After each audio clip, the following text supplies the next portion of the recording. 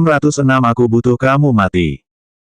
Anik terkejut sendiri, dia sangat terkejut dengan penampilan Amandamu sehingga dia tidak berani berbicara. Pada saat ini, dia tidak hanya marah pada Amandamu, tetapi bahkan marah pada dirinya sendiri.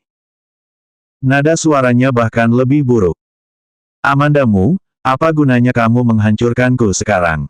Mati tetaplah mati, terima kenyataan. Anik hampir mundur ke pintu saat ini. Amandamu melihat bahwa dia belum keluar, berbalik dan mengambil bantal di belakangnya dan melemparnya lagi. Setelah Amandamu menghancurkan, dia menatapnya dengan dingin dan tidak berbicara. Kecuali Kenzoli, siapa yang berani memperlakukan Anik dengan cara ini? Tetapi pada saat ini, Amandamu sedang duduk di tempat tidur rumah sakit, dan Anik tidak bisa memperlakukannya seperti itu, jadi dia mendengus dingin dan berjalan pergi dengan marah. Dengan keras, pintu kamar rumah sakit ditutup. Kamar rumah sakit itu sunyi lagi di awal. Amandamu duduk di tempat tidur selama 2 detik sebelum tiba-tiba teringat sesuatu seperti itu, menundukkan kepalanya dan menyentuhnya di tubuhnya, seolah mencari sesuatu. Tapi pakaian di tubuhnya sudah diganti, sekarang dia pakai baju sakit, mana bisa mencari barang itu. Amandamu mengangkat selimut dari tempat tidur, mengangkat selimut dan melemparkannya ke tanah, membuka spray lagi, hampir membalik tempat tidur, dan tidak menemukan apa yang dia cari. Dia meraih dahinya dan berjongkok ke tanah tiba-tiba, matanya sedikit tertutup, bibirnya yang rapat membocorkan emosinya. Setelah beberapa detik, dia membuka matanya, dan melirik sesuatu di bawah tempat tidur. Amandamu bersandar di tempat tidur rumah sakit dengan satu tangan dan bersandar ke bagian bawah tempat tidur. Dia berpatroli di bawah tempat tidur rumah sakit dan akhirnya mengarahkan matanya ke sebuah pulpen tua di samping kaki tempat tidur. Mata Amandamu berbinar, dan dia dengan cepat membungkuk untuk mengambil pena. Dia mengambil pena ke depan dan menyeka dengan hati-hati, lalu dia memegangnya dengan sangat hati-hati. Pena ini adalah yang disimpan Ricky Mo di brankas. Dia meledak ke dalam api dan melihat Doni di dalam api. Keduanya banyak menghirup asap pada saat itu, dan sulit untuk berbicara, dan Doni memberinya pulpen. Dan dia tahu bahwa Kenzoli pasti akan datang dan menemukannya, meninggalkan mantelnya kepada Doni. Doni bermaksud menyerahkan pena padanya, hanya untuk memberitahunya, apakah Ricky Mo baik-baik saja. Jika Ricky Mo baik-baik saja, apakah Joanna Mo baik-baik saja? Dia mendengarkan dengan seksama apa yang dikatakan Anik barusan, tapi dia tidak percaya apa yang dikatakan Anik. Joanna-nya sangat cerdas dan imut, bagaimana dia bisa dikubur dalam api? Amandamu mengepalkan pena dengan erat dan duduk di tanah dengan kedua kakinya ditekuk, memegang pena dengan erat di depan dadanya. Tidak tahu berapa lama, Amandamu tiba-tiba mendongak dan melihat TV di dinding. Dia berdiri dengan keras, menemukan remote control dan menyalakan TV, dan menemukan saluran berita. Anik mengatakan bahwa kobaran api telah padam, sehingga pasti akan ada berita dalam kobaran api, terutama Ricky Mo tinggal di sebelah Kenzoli pada waktu itu, wartawan media itu tahu. Saluran berita lokal negara M melaporkan bahwa mereka semua adalah bahasa Inggris yang sangat standar, dan ada banyak kosakata profesional. Amandamu kesulitan membaca, tetapi masih bisa dipahami. Dia membalik-balik beberapa stasiun, tetapi tidak melihat berita yang relevan. Tiba-tiba, suara seorang pria datang dari pintu kamar rumah sakit. Kalian tetap di luar. Amandamu mendengar kata-kata itu dan melihat ke pintu, hanya untuk melihat Kenzoli datang ke sini. Mendengarkan Anik mengatakan bahwa kamu sudah sadar, aku datang untuk melihat kamu. Kenzoli berjalan langsung kepadanya dan menatapnya dengan tenang. Kemudian Kenzoli mengerutkan kening dan berkata, tubuh kamu masih sangat lemah, jadi kembali tidur dulu. Beristirahat. Amandamu menatap Kenzoli sambil tersenyum, dan berkata dengan dingin, kamu berjanji pada aku akan melepaskan Joanna, malah berbalik dan menyalakan api untuk membakarnya. Apakah aku perlu istirahat sekarang? Mata Amandamu sedingin pedang, berkata, aku tidak perlu istirahat, aku butuh kamu mati. Kenzoli bahkan tidak mengedipkan matanya, tetapi malah tersenyum. Benci aku. Kenzo Lee berbalik dan berjalan ke sisi sofa dan duduk, benci aku itu benar, tetapi kamu tidak bisa hanya membenci aku. Apakah kamu tidak membenci Ricky Mo? Apa kamu sama sekali tidak menyalahkan Ricky Mo sedikitpun? Amandamu menatapnya tanpa ekspresi dan tidak berbicara. Kenzo Lee menatapnya dengan senyum aneh, sudahlah. Itu tidak masalah. Amandamu memiliki firasat buruk di dalam hatinya, dan samar-samar merasa bahwa Kenzo Lee merencanakan sesuatu lagi. Kamu rawat diri dulu, dan aku akan datang untuk melihat kamu besok.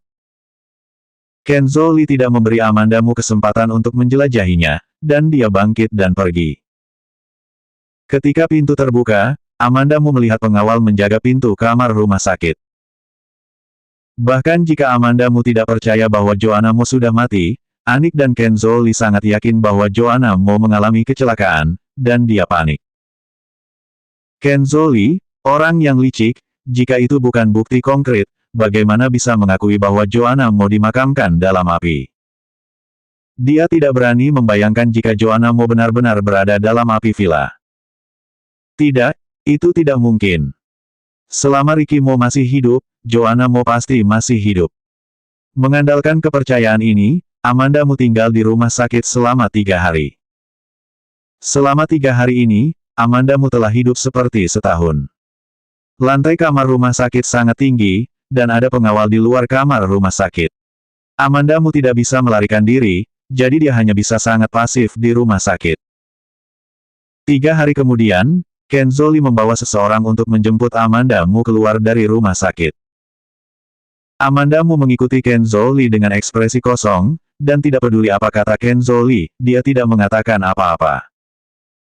Dia tidak ingin berbicara dengan pria yang mungkin membunuh putrinya, dia tidak hanya tidak ingin berbicara dengannya, dia sekarang bahkan berharap dia akan mati dengan cepat. Amandamu merasa bahwa dia sebenarnya adalah orang yang lemah. Ketika dia berada di rumahmu, dia terlalu lemah untuk membiarkan Novia Xiao menangkap kelemahannya dan membiarkannya menikahi Ricky Mo yang jelek dan tidak manusiawi pada saat itu. Hanya dengan begitu Siskamu selalu ingin naik di kepalanya. Hanya dengan begitu Kenzo Lee memiliki kesempatan untuk menipu dia. Kenzo Lee menipu dia, dan dia akan memiliki kesempatan untuk menyakiti Joanna Mo. Jika menjadi orang yang kejam, dapat melindungi orang-orang penting. Kemudian, dia bersedia untuk jatuh ke dalam jurang. Mobil itu terus menyeberang jalan dan kerumunan, dan akhirnya berhenti di depan sebuah bangunan aneh. Ini adalah villa hitam pekat yang bundar, menampakkan kesan tebal dan aneh. Amandamu adalah orang pertama yang melihat villa yang aneh. Kenzo Lee keluar dari mobil terlebih dahulu, dan kemudian menunggunya di luar mobil. Amandamu meliriknya dan membuka pintu. Kenzo Lee mengaitkan bibirnya, menyapu matanya ke seberang villa, lalu kembali ke Amandamu. Ricky Mo juga ada di sini.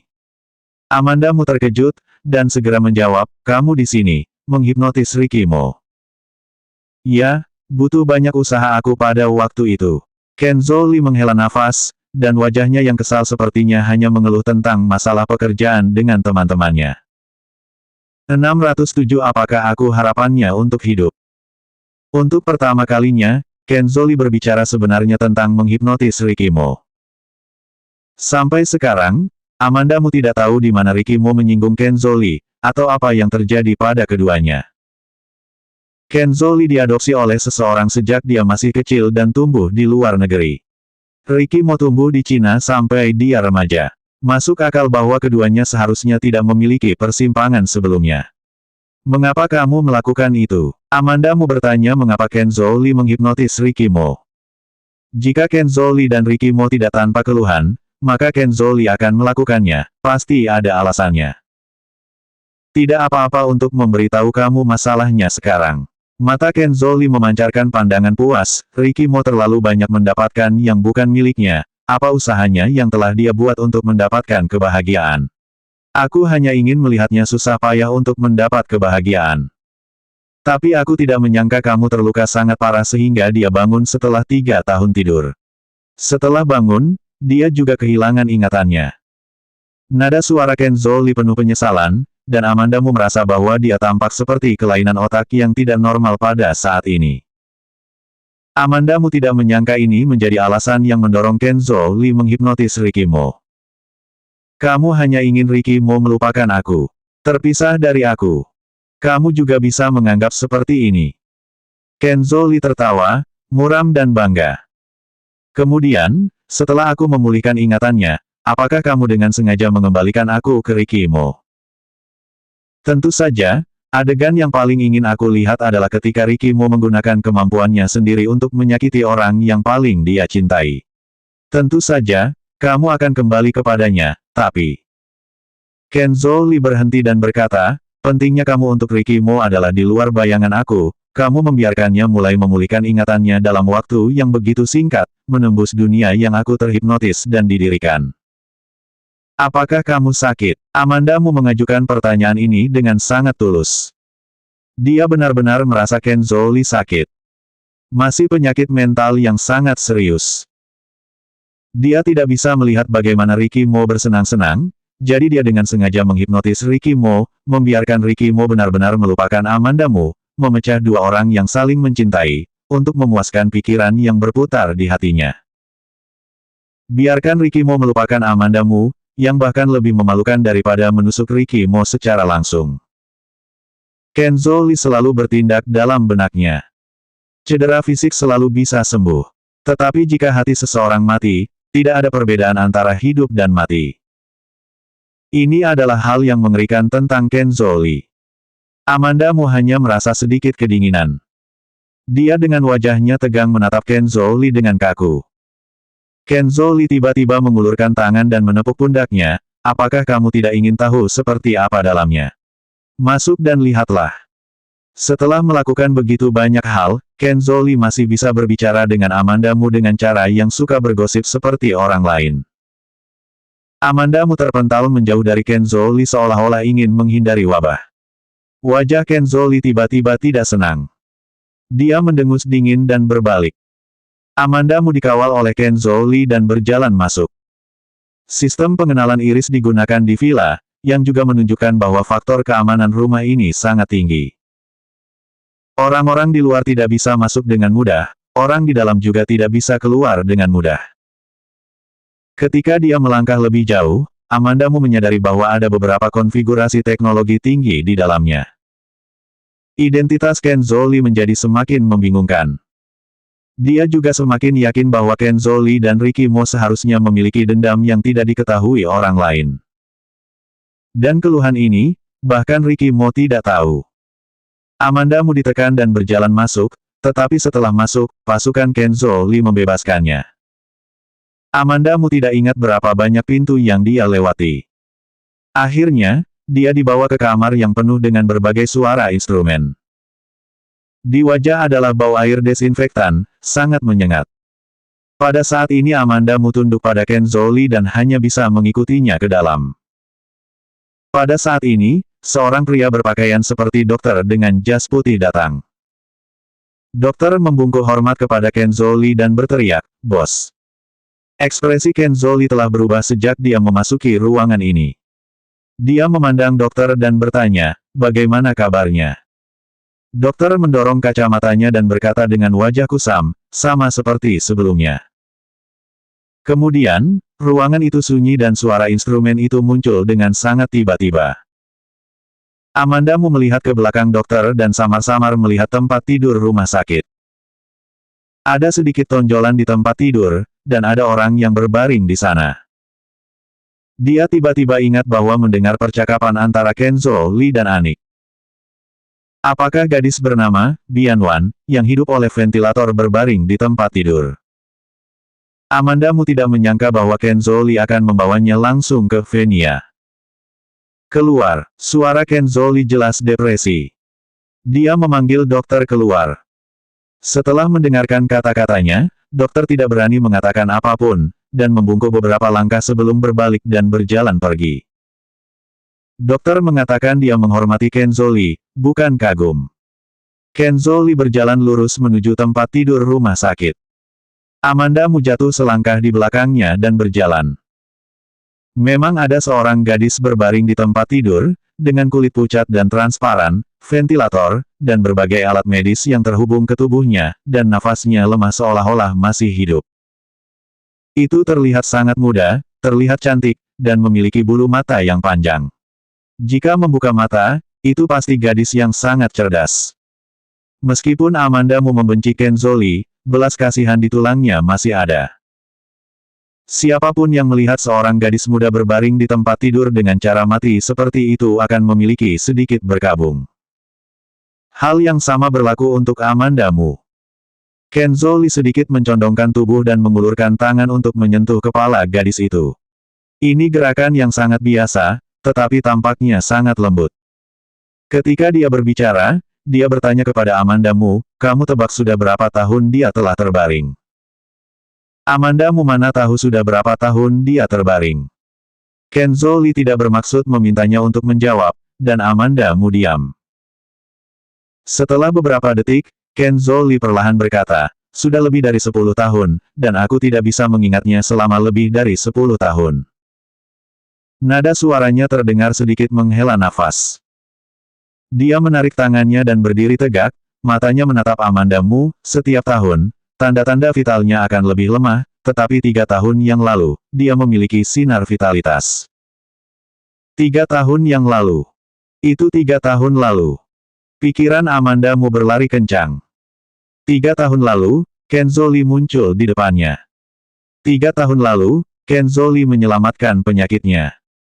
Sebelumnya, Ricky Mo mengatakan bahwa Kenzo Lee diam-diam menyesuaikan laporan medisnya dan memberi perhatian khusus pada tubuhnya. Dan semua ini memiliki jawaban saat ini. Amandamu mengatakan kalimat pertama yang masuk ke ruangan, aku adalah harapannya untuk hidup. 608 tipuan yang sempurna. Kenzo Lee masih seorang gadis dan menatap ke bawah di tempat tidur, suaranya lembut. Amanda, kamu sebenarnya wanita yang sangat pintar, dan aku menghargai kamu. Terhadap kata Kenzo Lee, Amandamu bahkan tidak mengedipkan matanya, hanya menatapnya tanpa ekspresi. Sampai hari ini, aku bisa memberi kamu kesempatan lagi, kamu memikirkannya. Apakah Ricky Mo benar-benar penting bagi kamu? Kenzo Lee berdiri tegak dan berjalan perlahan ke Amandamu, sedikit menurunkan matanya dan berkata, ini kesempatan terakhir kamu. Jadi, haruskah aku berterima kasih dan bersyukur kepada kamu? Amandamu merasa menjijikan dengan penampilan kasihan Kenzo Lee.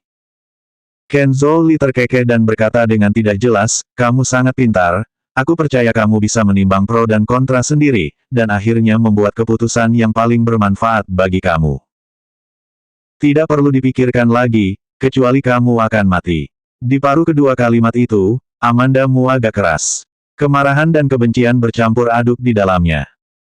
Wajah Kenzo Lee tidak senang, wajahnya gelap, dan dia mengertakkan gigi dan berkata, sepertinya kamu tidak sabar untuk menyelamatkannya. Apakah kamu tahu bagaimana menyelamatkannya? Kata Kenzo Lee, menunjuk gadis di tempat tidur. Meskipun dia bertanya pada Amandamu, dia tidak bermaksud menunggu jawabannya. Setelah beberapa saat, Kenzo Lee berkata, sebenarnya itu sederhana, hanya perlu diubah organ-organ dalam tubuh yang gagal. Tangan Amandamu menggenggam erat di sisinya. Dia bisa menebak bahwa menyelamatkan gadis itu tidaklah mudah. Dan kata-kata Kenzo Lee semakin menguatkan pikirannya. Ubah organ. Organ apa? Jantung, ginjal. Pada saat itu, Amandamu mungkin tidak bisa keluar hidup-hidup. Segera, Kenzo Lee membawanya keluar dari kamar rumah sakit. Ketika dia keluar dari kamar rumah sakit, Amandamu tiba-tiba teringat bahwa ketika dia pertama kali dibawa pergi oleh Kerwin Lee, dia melihat sederet pakaian di ruangan tempat dia tinggal. Pakaian di lemari disiapkan oleh kamu untuknya. Amandamu tidak menunjukkan yang mana, dia, yang merupakan pakaian itu, tetapi dia tahu bahwa Kenzo Lee bisa mengerti. Kenzo Lee tidak menghindar, ya, mereka semua siap untuknya. Amandamu bertanya, siapa dia? Siapa namanya? Kenzo Lee tampaknya memiliki beberapa kejutan ketika Amandamu tiba-tiba mengajukan pertanyaan-pertanyaan ini. Lagi pula, karena dia dikeluarkan dari rumah sakit, dia tidak terlalu memperhatikannya atau berbicara dengannya. Amandamu melihatnya tanpa bicara, dan berkata dengan kosong, jika kamu benar-benar ingin mengambil hidup aku untuk mengubahnya, aku juga ingin mati untuk mengerti sedikit. Adik kandungku, Venia Lee. Ternyata, setelah Amandamu mendengar percakapan Kenzo Lee dan Anik sebelumnya, dia menebak identitas sebenarnya dari Venia, dan dia menebak dengan benar. Venia, yang serius ini ternyata adalah adik perempuan Kenzo Lee, Venia Lee. Kamu mendekati aku dari awal, untuk menggunakan aku untuk menyelamatkan nyawa Venia. Tapi aku adalah istri Ricky Mo pada saat itu, jadi kamu tidak secara langsung mengambil aku, tetapi memanfaatkan aku, dan ingin membuat masalah dan rasa sakit untuk Ricky Mo, kamu ingin menggunakan aku tanpa nilai lebih, dan kemudian mengambil organ dari aku untuk menyelamatkan saudara perempuan kamu. Amandamu menganalisis dengan tenang, seolah berbicara tentang bisnis orang lain. Kenzo Lee menyipitkan matanya dan memandang Amandamu, dan setelah beberapa saat dia berkata, aku pernah berkata, kamu adalah wanita yang cerdas, berharap kamu akan membuat pilihan yang cerdas dalam sehari. Segera, dia menenangkan wajahnya dan berkata dengan suara yang dalam, kirim nonamu untuk beristirahat. Ketika kata-kata itu keluar, seseorang datang untuk menangkap Amandamu dan dengan paksa membawanya pergi. Mereka membawa Amandamu ke sebuah ruangan kosong. Setelah mereka melemparkannya, mereka mengunci pintu dan pergi. Amandamu berdiri di dekat pintu, memegang pegangan pintu dan memelintirnya untuk sementara waktu, tetapi gagal membuka pintu. Mereka mengunci pintu. Amandamu menekan bibirnya dengan erat dan bersandar ke pintu untuk duduk di tanah. Tidak ada karpet di kamar, tidak ada pemanas, dan lantainya dingin. Penampilan Kenzo Lee adalah tipuan lengkap dari awal hingga akhir. Dengan ambisi serigala, dia mendekati Amandamu dan menggunakannya untuk mencapai tujuannya sendiri. Berpura-pura menjadi dirinya sendiri dan mendapatkan kepercayaannya. Pada setiap langkah sampai sekarang, semua dalam kepercayaan Kenzo Lee. Tujuan Kenzo Lee telah dibuat jelas. Namun, satu hal yang tidak pernah dipahami Amandamu. Mengapa Kenzo Lee harus berurusan dengan Ricky Mo? Amandamu mengeluarkan pulpen tua dari tubuhnya dan tampak bermartabat. Ricky Mo, kamu harus, jangan terjadi sesuatu. Dia menatap pena untuk waktu yang lama, dan tiba-tiba memikirkan sesuatu seperti itu, dia mendekatkan pena dan mengamati pena dengan hati-hati. Ketika masih kecil, ada merek dari pena ini mirip tangan manusia. Ketika sekolah menggunakan pena ini sebagai hadiah, untuk menunjukkan sesuatu perbedaannya, nama pemenangnya terukir pada cangkang pena. Hanya lebih dari 10 tahun, bahkan jika pulpen itu dirawat dengan baik, jika namanya benar-benar terukir, belum tentu mudah untuk melihatnya. Amandamu memandang pena dengan hati-hati untuk sementara waktu, dan akhirnya menemukan jejak pada pena. Samar-samar aku bisa melihat kata, mu, dengan kata, ama, di sebelahnya. Ini adalah radikal yang akan muncul dalam namanya. Bukankah itu namanya? Dengan tebakan yang terbentuk sebelumnya ini, melihat kata-kata yang diukir sesuai dengan tebakannya, dan semakin melihatnya, semakin merasa seperti namanya. Amandamu memiliki nilai bagus ketika dia masih kecil, dan sering menerima buku catatan dan pena yang dihargai oleh sekolah. Ada lebih dari satu pulpen yang ia terima. Jika pena ini benar-benar miliknya, mengapa bisa ada di Ricky Mo? Dia benar-benar tidak memiliki kesan sama sekali. Hanya bisa samar-samar ingat bahwa dia memberi pena ke seorang pengemis kecil. Pada saat itu, anak itu menyusut dari rumput di sisi jalan, dan pakaiannya compang camping. Amandamu sendiri tidak jelas apakah itu laki-laki atau perempuan. Amandamu bertanya kepadanya dan dia tidak menjawab, dan hari itu dia baru saja mendapatkan pena hadiah baru. Melihat anak malang itu, dia memberikannya kepadanya. Itulah saat pertama memberi pena kepada orang lain, dan kemudian tidak pernah melakukannya lagi. Ricky Mo adalah keluarga Mo dan tuan muda, bahkan jika dia memiliki pengalaman buruk ketika dia masih muda, dia seharusnya tinggal di dalam kemewahan. Bagaimana dia bisa menjadi pengemis? Tidak bisa mengetahuinya. Tapi Amandamu samar-samar merasa bahwa pena itu kemungkinan besar dia berikan kepadanya. Agak konyol untuk memikirkannya, dan setelah waktu itu, Amandamu dengan sengaja mendapat nilai jelek saat ujian dan tidak pernah menerima hadiah lagi. Itu hanya masalah sepele baginya, dan dia tidak akan pernah mengingatnya jika dia tidak melihat pena lagi. Amandamu mengambil napas dalam-dalam dan memutuskan untuk tidak memikirkannya terlebih dahulu.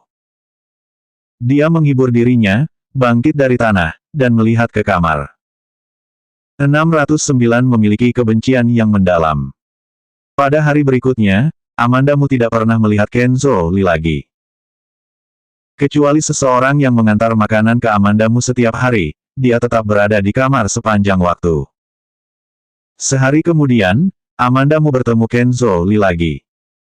Kenzo Lee mengenakan setelan hitam polos, tetapi seluruh orang tampak semangat tinggi, seolah-olah sesuatu yang baik terjadi. Kenzo Lee berdiri di depannya dan bertanya kepadanya dengan lembut, "Sudahkah kamu mempertimbangkannya?" "Tidak peduli seberapa lama waktu yang kamu memberi kepadaku, jawaban aku adalah sama." Amandamu berkata satu persatu, "Tidak, mungkin." Kata-kata Amandamu membuat Kenzo Lee marah. Namun, Kenzo Lee tidak jelas menunjukkannya. Dia menutup matanya dan mengambil napas dalam-dalam untuk menenangkan amarahnya.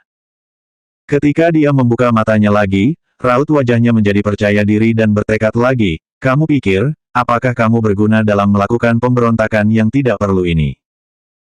Setelah selesai berbicara, dia tersenyum misterius.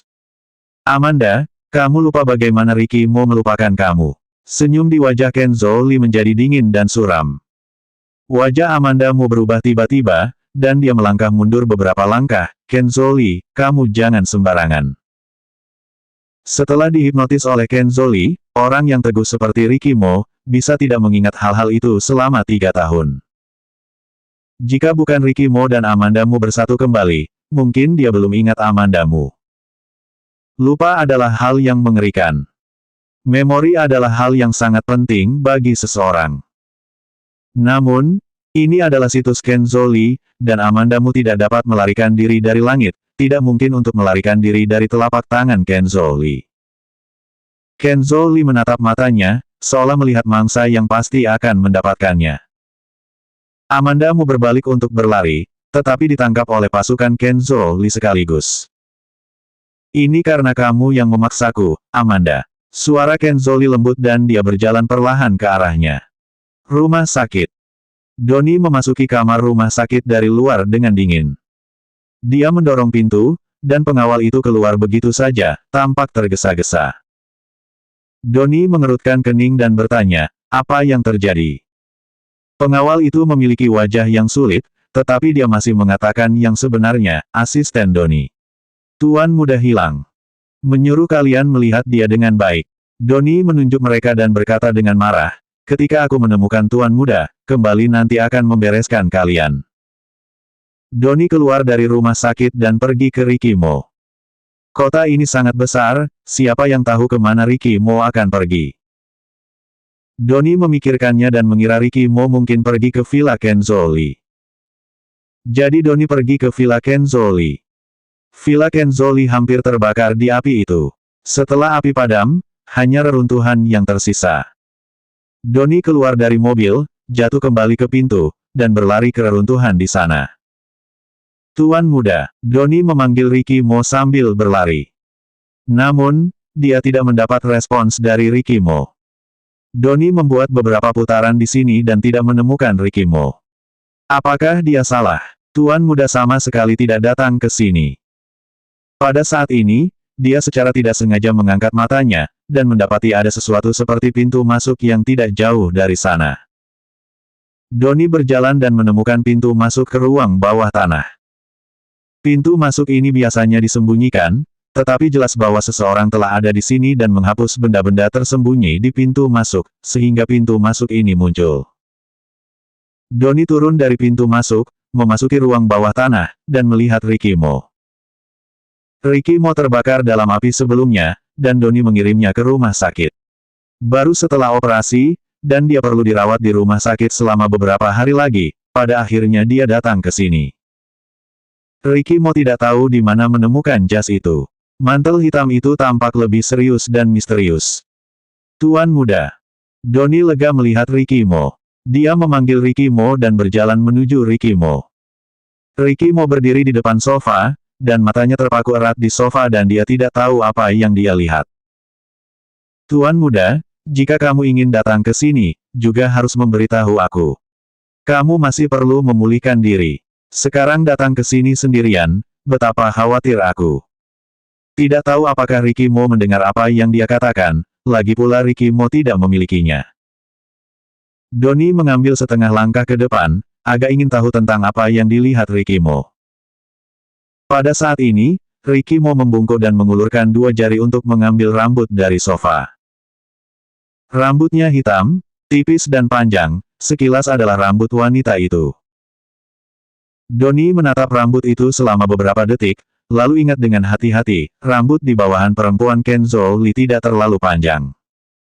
Ini rambut Amandamu. Suara Ricky Mo tenang dan tidak mabuk. Setelah selesai, dia mengencangkan jari-jarinya dan meremas rambut itu ke telapak tangannya. Dia mendongak lagi dan melihat ke sekeliling seluruh ruang bawah tanah, dan berkata perlahan, pada malam kecelakaan itu, Kenzo Lee tidak langsung membawa Amandamu pergi, tetapi membiarkan anak buahnya terbagi menjadi dua kelompok orang dan berjalan melalui pintu depan dan pintu belakang masing-masing. Kenzo Lee sendiri sangat jelas, kalau saja seperti ini, dia akan segera dihancurkan oleh aku. Jadi, dia menyuruh orang membakar kamar Joanna. Donnie mengertakkan gigi, binatang ini. Sebenarnya, dia bukan orang yang banyak bicara, dan seringkali tenang dan keras, ini adalah pertama kalinya dia mengutuk orang-orang seperti ini. Itu karena, apa yang dilakukan Kenzo Lee sudah kelewatan. Ada kebakaran besar di kamar seorang gadis berusia 3 tahun. Tujuannya hanya untuk mengecoh Ricky Mo. Bisa melakukannya berkat Kenzo Lee. Donnie telah melakukan banyak hal untuk Ricky Mo dalam beberapa tahun terakhir, dan telah bertemu orang-orang yang lebih dari Kenzo Lee, tetapi Kenzo Lee lebih jahat dari yang lain. Tidak peduli api itu akan membakar Joanna, atau aku dan Joanna, itu adalah sesuatu yang diharapkan Kenzo Lee. Ricky Mo berjalan beberapa langkah lebih jauh, tatapannya berhenti di puntung rokok di tanah, sepertinya, aku dan dia pasti memiliki kebencian yang mendalam. Setelah memikirkannya, Donnie dengan berani menebak, terkait dengan urusan ibu kamu. Ricky Mo tidak menjawab, dan Donnie menebak sendiri, dalam semua materi Kenzo Lee yang kami temukan, tidak satupun dari mereka yang berhubungan dengan keluargamu. Kecuali untuk masalah ibu kamu, aku tidak bisa memikirkannya. Apakah ada hal lain? Ricky Mo mencibir, sepertinya kita perlu memeriksa kembali masalah itu. Meskipun ditemukan pada saat itu, dalangnya adalah Herman Mo. Namun, itu wajar untuk melibatkan orang lain dan kepentingan lain dalam insiden besar. Karena Kenzo Lee memeriksa urusan ibunya, dia pasti ada hubungannya dengan apa yang terjadi pada ibunya. Donnie mengangguk, iya. Ricky Mo terdiam, dan setelah beberapa saat, dia bertanya rendah, ada berita dari Amandamu. Donnie mendengar nada tegang dan berkata dengan berani, belum ada berita untuk Nyonya Muda.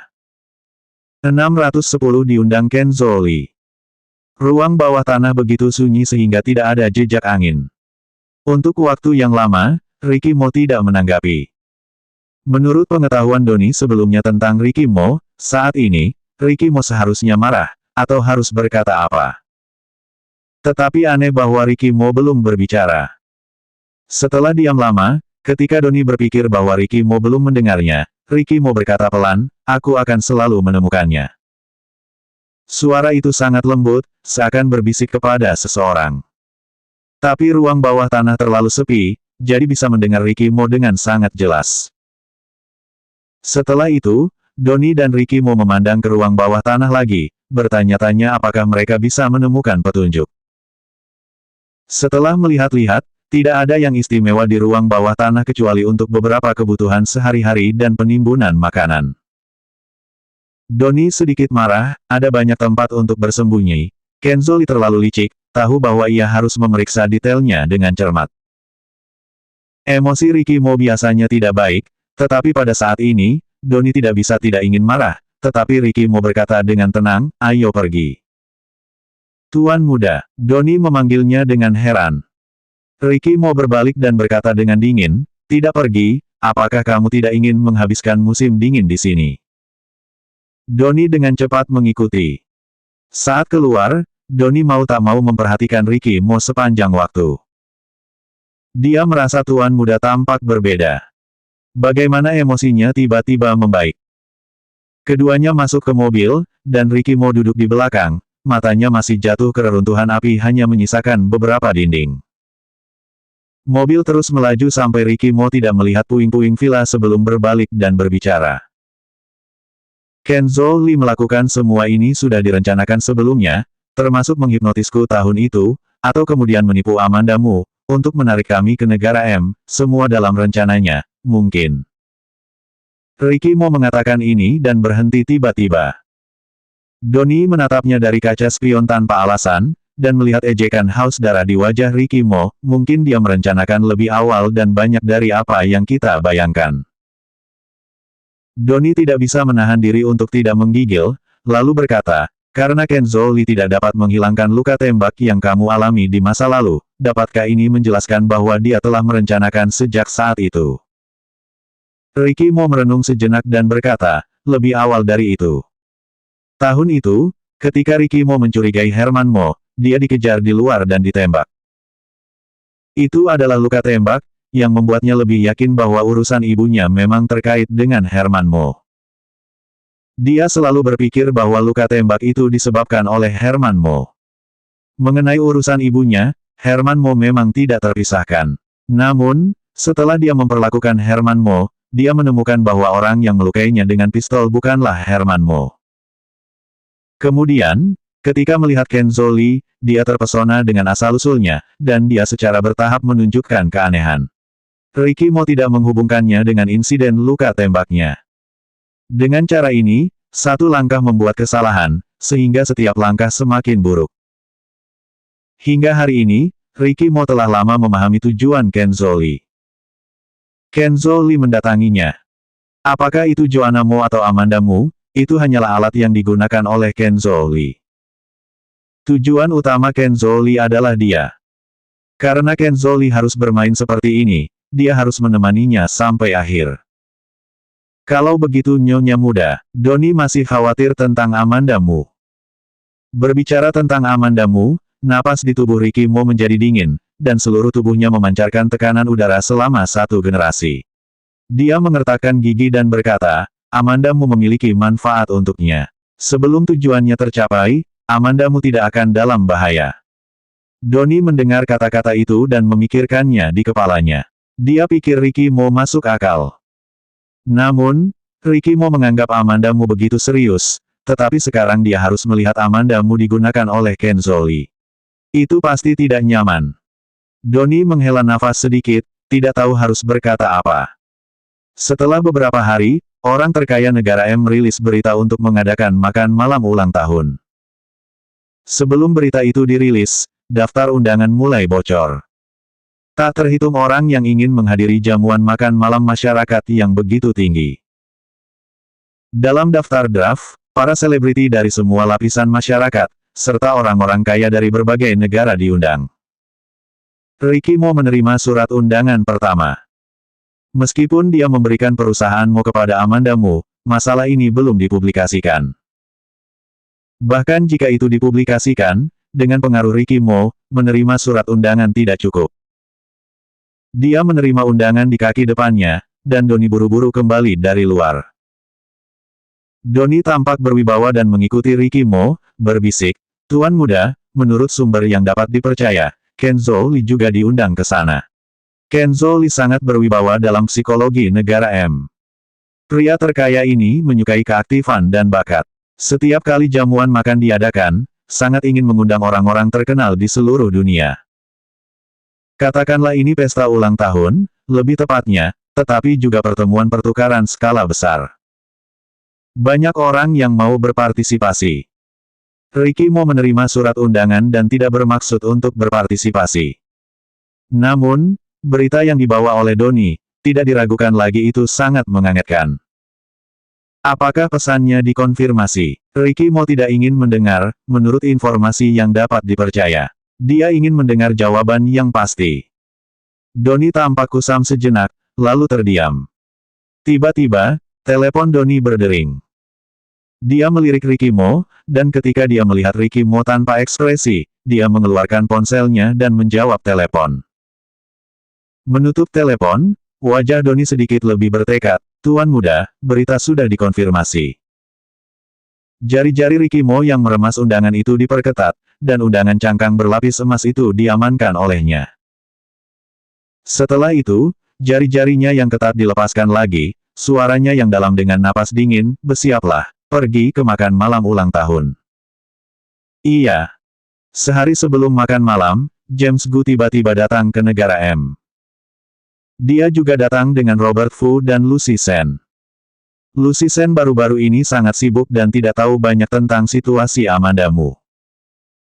Ketika dia hampir sampai di negara M, barulah dia tahu sesuatu yang samar-samar. Hanya detail spesifiknya, dia masih belum jelas. Sebagai CEO Seng Ding Media di sisi baiknya, James Gu diundang untuk bisa dimengerti. Dan Robert Fu adalah pengacara emas di industri ini dan juga terkenal di dunia internasional. Lucy Sen sejauh ini, meski sedikit bersemangat di lingkungannya, reputasi dan kemampuan aktingnya bagus, tetapi tidak memenuhi syarat untuk diundang.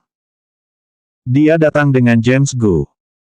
Dia akan berada di sini, tentu saja bukan untuk makan malam ulang tahun, tetapi untuk Amanda Mu. Lucy Sen bertanya begitu dia memasuki pintu, di mana Amanda. Namun, ketika matanya menyentuh mata Ricky Mo yang dingin dan dingin tanpa jejak suhu, dia setengah terkejut. Selanjutnya 611 aku merasa dia agak aneh.